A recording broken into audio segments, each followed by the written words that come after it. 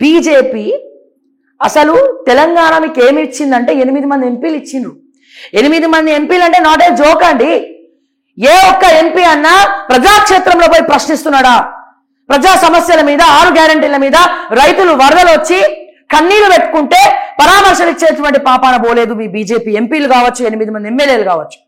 అంటే బీజేపీని తెలంగాణలో మీరే ముందుకు తీసుకెళ్ళట్లే, మాకు ఇదే చాలనుకుంటున్నారు.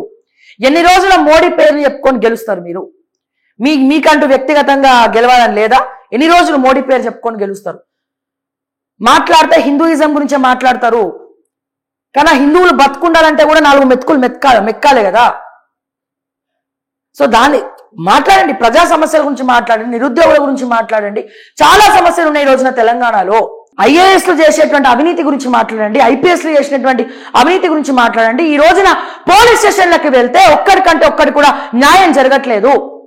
ఎస్హెచ్ఓల దగ్గర న్యాయం జరగట్లే, ఉన్నోడుకో న్యాయం, లేనోడుకో న్యాయం జరుగుతూ ఉంది.